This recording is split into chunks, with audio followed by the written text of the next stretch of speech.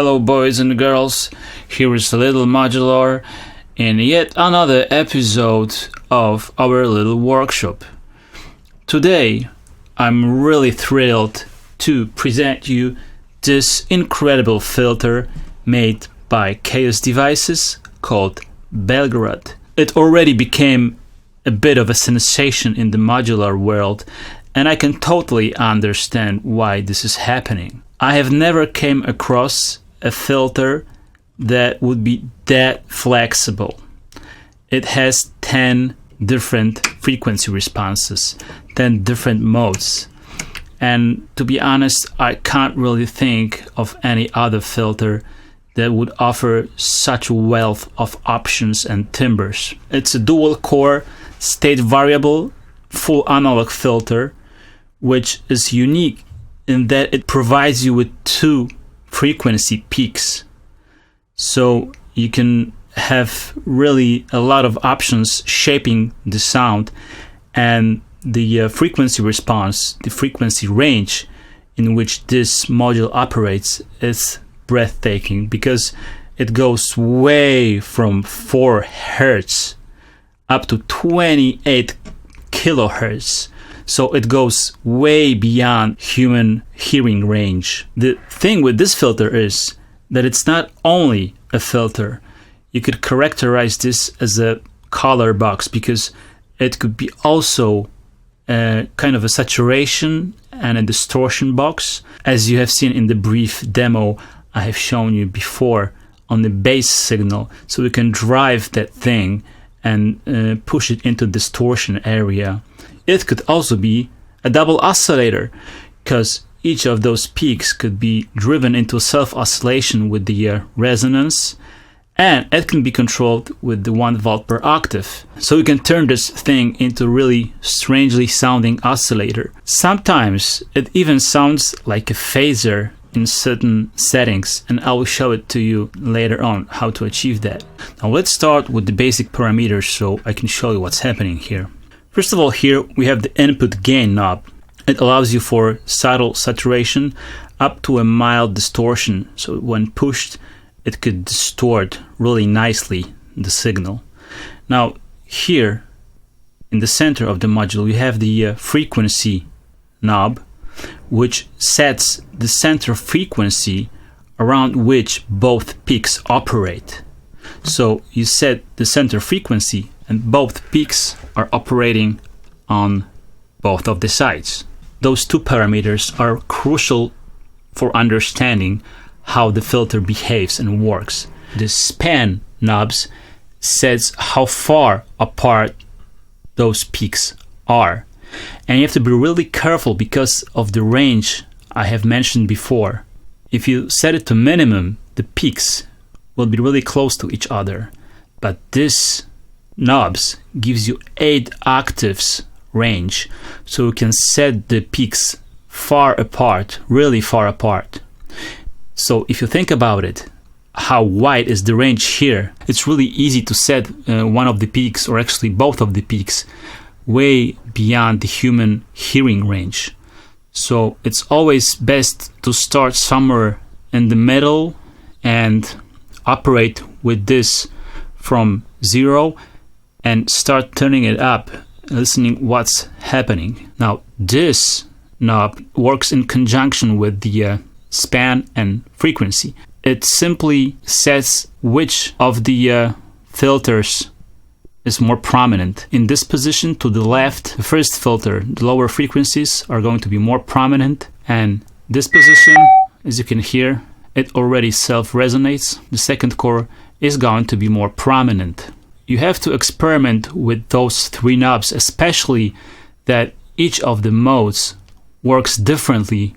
What's really cool about this module is that basically anything you do makes a difference. So it's one huge sweet spot. There are so many different flavors and so many different timbres, and each of them sounds really nice. This knob, resonance, probably I don't have to explain what it is, but I will, because sometimes it self-oscillates at 9 o'clock depending on the mode. Sometimes you have to crank it up really high. So it all depends also on the mode you choose right here. Now here we have a really interesting switch.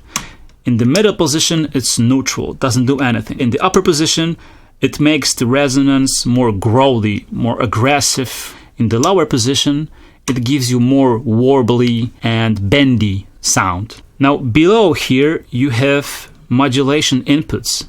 First modulation input right here, it's an FM. So you plug in your FM source, and with this knob, you set the amount of the modulation, which is indicated by this beautiful red LED on the fader. On the right side right here, you have a similar control, but this one controls the span knob, and similarly you control the amount of modulation with the fader right here.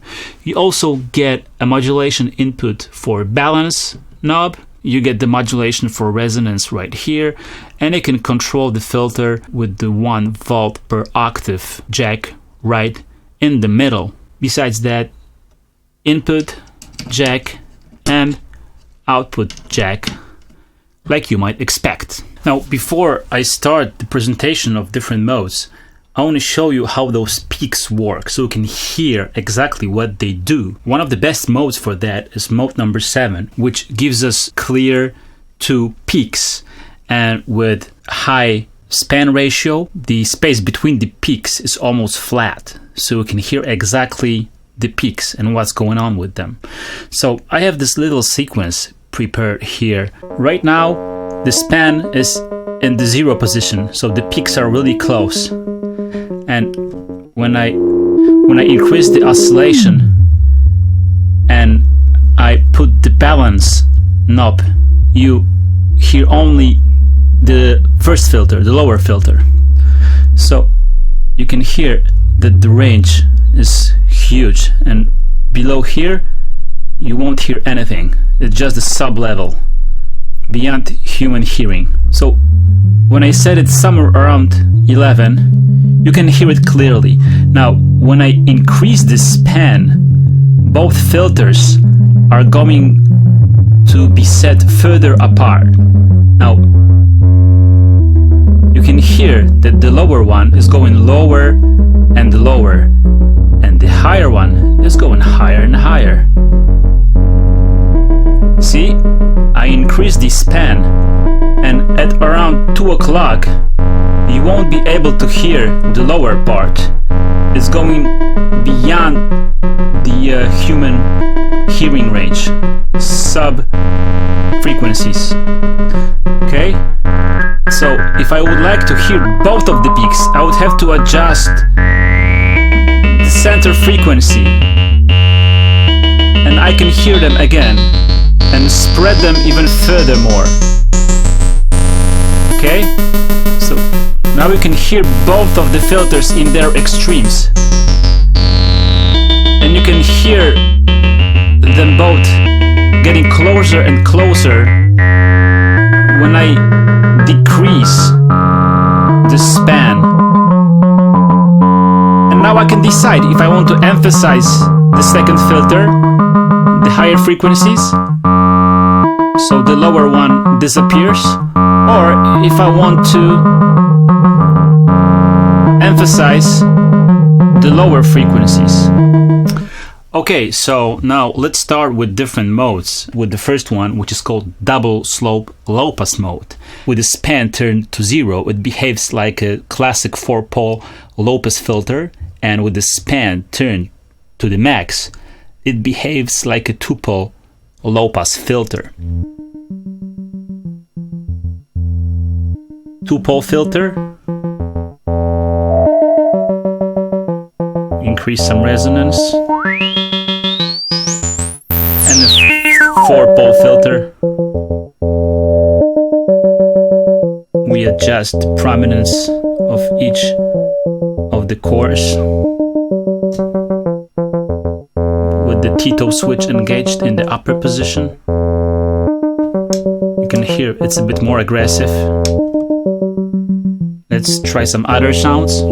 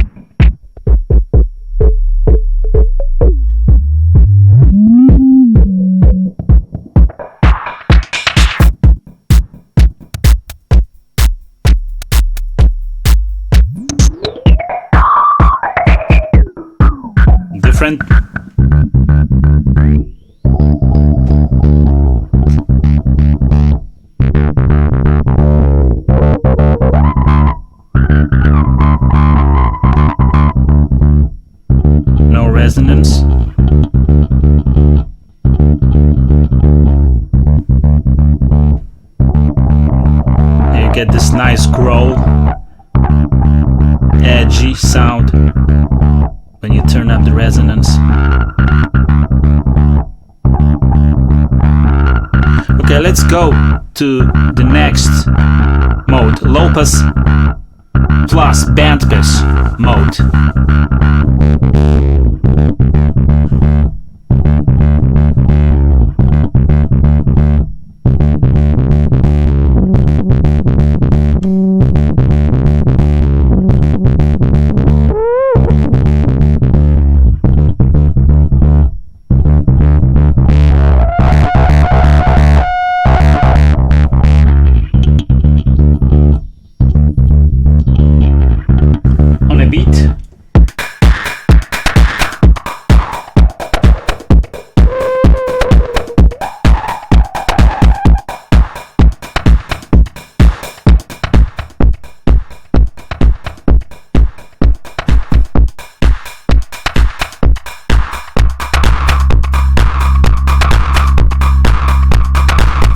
Hear both peaks, lower and upper part.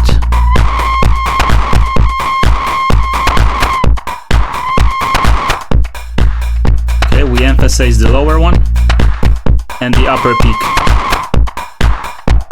We can move them more closely together.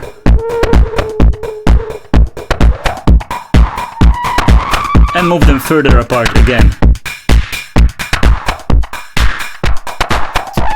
Now, the third mode is called a Lowpass mode with additional notch in the passband. I really like this mode, particularly for bass sounds. That's the mode I was using in the demo with the distortion, and that's how it sounds.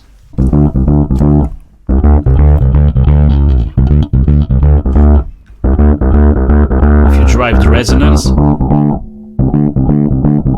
and put the input knob all the way up, and I like it when it has the Tito switch engaged in the upper position. You get this nice growly sound. Okay, peaks together. Now the peaks further apart.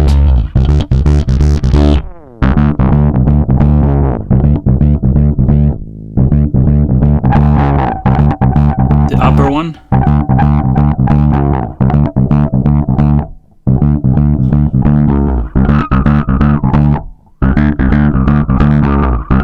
You can hear the strings having the resonance, so you can use that to emphasize the string sound, so it cuts through the mix better.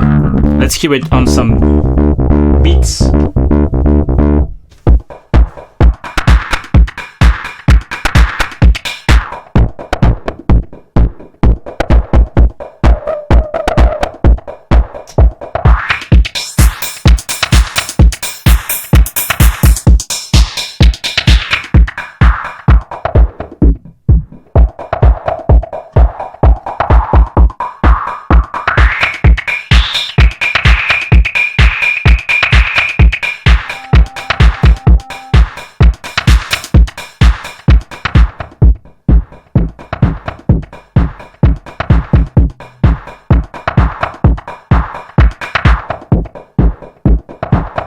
Okay.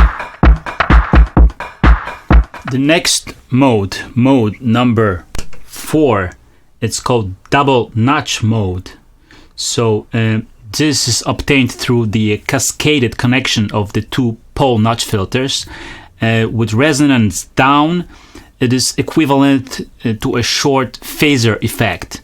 So it does sound a bit like a phasey sound, which I have mentioned before, except that it offers a variable frequency distance between the notches set by span control. It's like a really nice phaser sound with the resonance down.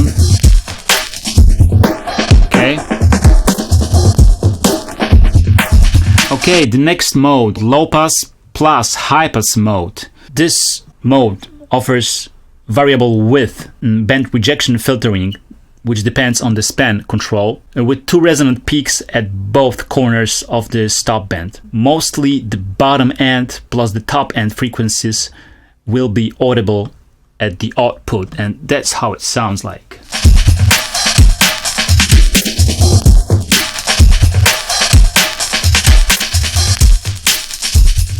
You can hear now, with the peaks far apart, you only hear the low frequency and the high frequency.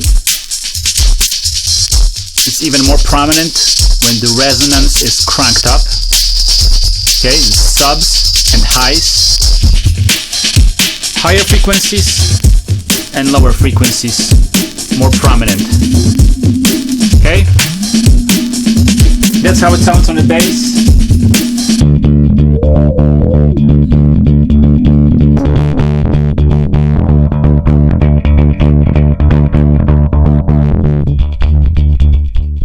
Again, you only hear the lowest and the highest. You can hear some really nice sub sound and only the strings. And now more of the strings, more edgy sound. That's without the Tito. That's with the Tito in the lower position. You can hear the warbly, chirpy sound.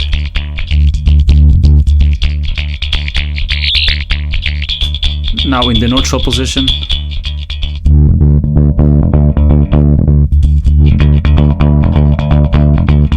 The 6th mode is called double bandpass mode.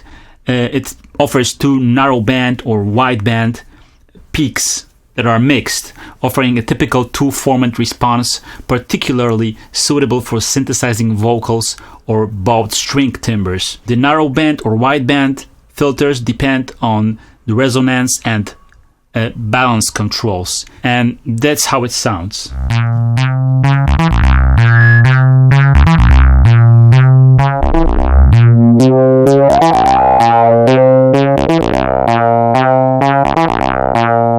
You can hear this kind of format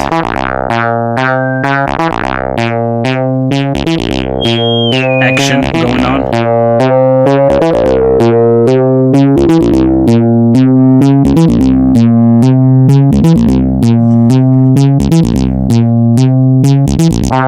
It would be nice if you automate this. You can hear the action better now.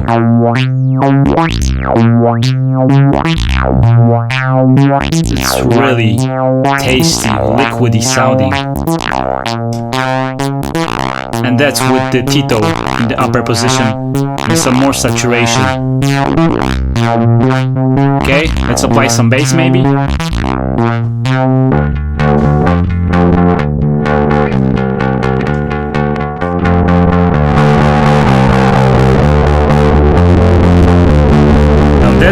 That's some growl.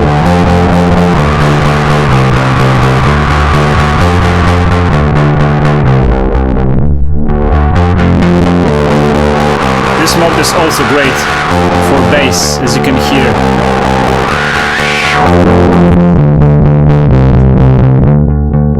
That's without the resonance. That's with the resonance and Tito.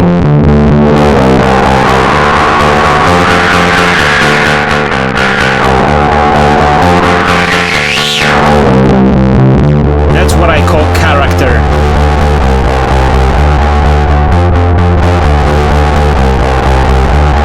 And bite. Really nice sounding. Okay, mode number 7. This is a bandpass mode, which I have showed you before.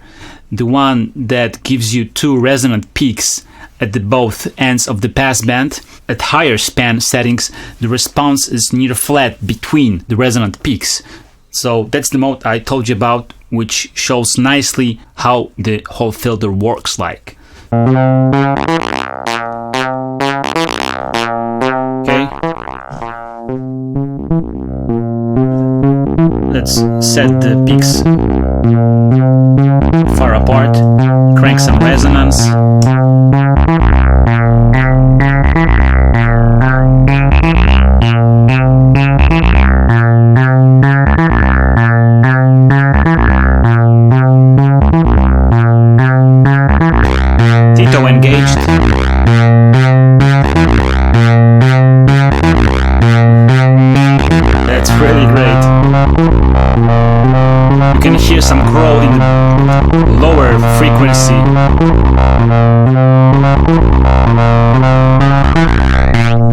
Okay. Let's put them back together. Closer. And emphasize the lower part.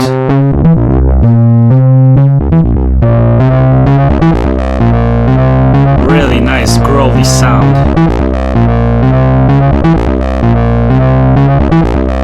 Oh yes. You can hear how it adds character to otherwise wimpy software, synth. Really great thing. Mode number 8, it's a Highpass mode with additional notch in the passband. The characteristic here is of a 12 dB highpass. However, one core is employed to create a notch in the range above the corner frequency of the highpass section. That's how it sounds on a beat.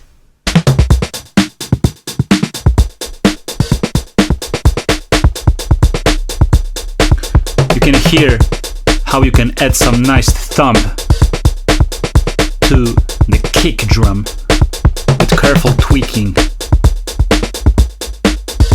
of the span parameter and resonance. Let's try it on bass.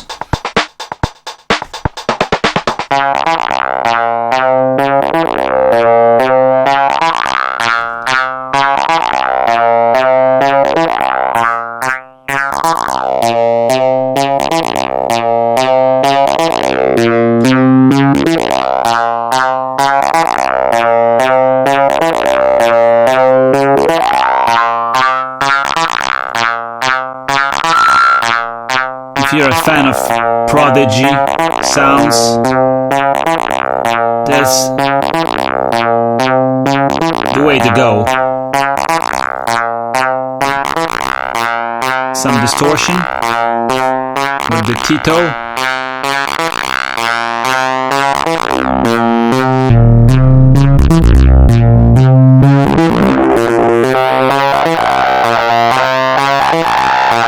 Some nice screaming.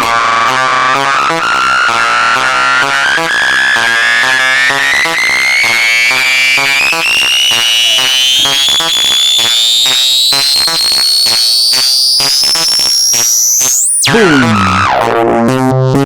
Mode number 9, which is Bandpass with Highpass Mode. That's how it sounds.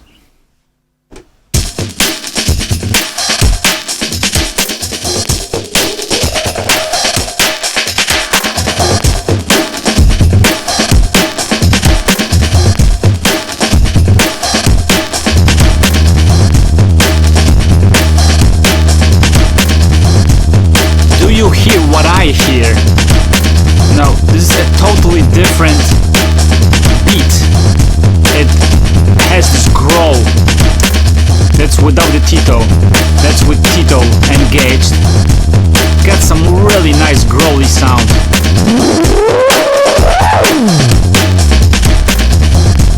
Let's try it with the bass, maybe.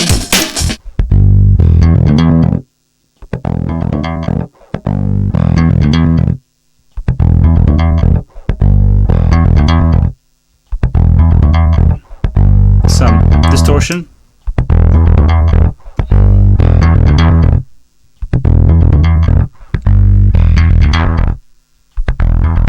Now we can hear mostly the lower part and the strings as the peaks are far apart.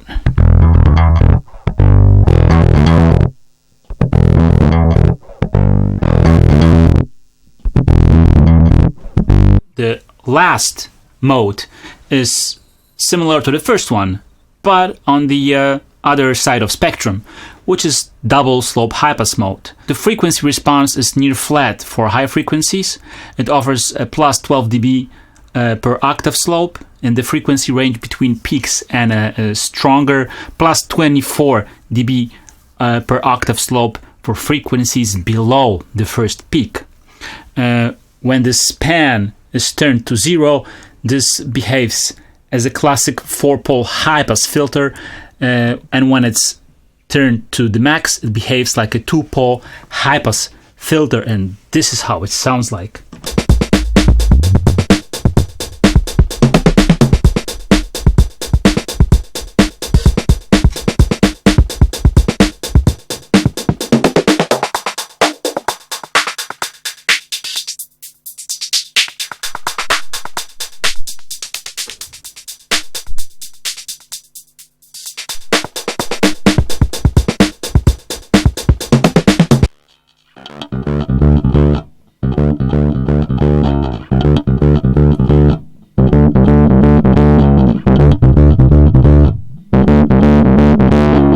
Also here we can achieve some growly sounds with the Tito engaged.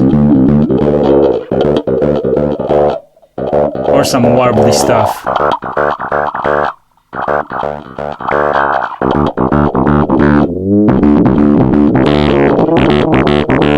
Some really wacky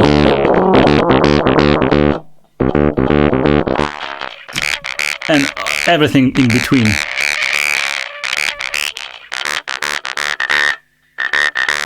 Some highly filtered sounds. So now, after you've seen all the modes, I want to show you some extra features of this filter. First of all, let me show you this little miracle called pinging the filter. You can use the self-oscillation feature to your advantage, and you can ping the filter with some external trigger. To do that, you need to apply some serious, wealthy trigger into the 1 volt per octave jack. Start with mode number 6 or 7. Set the frequency somewhere around 11 o'clock. Both of the span and balance knobs around noon. And experiment with the trigger. You need to be really careful and tweak with little tiny movements. So let's apply a trigger. And now when you can hear it. When I increase the resonance, the effect becomes more prominent. Now I can change the frequency. Let's try moving around the peaks.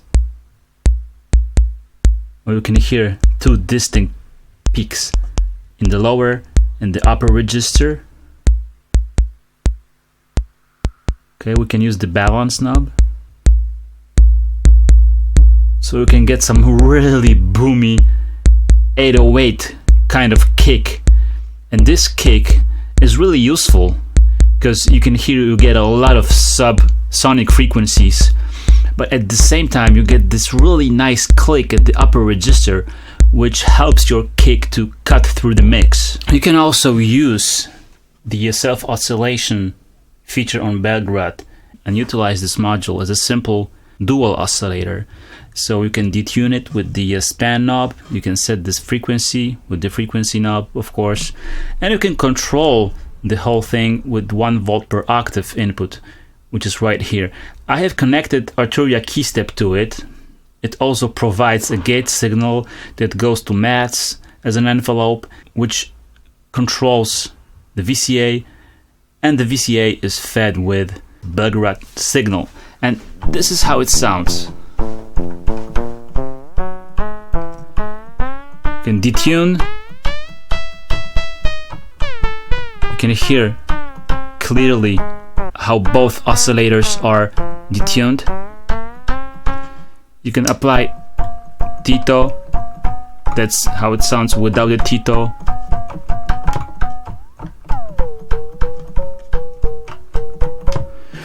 Of course, changing the modes will alter the sound dramatically.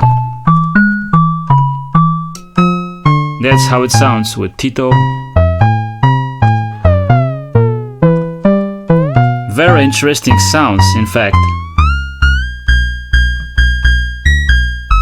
You can apply FM modulation like I did. Here, this is provided by Rubicon Sinywave.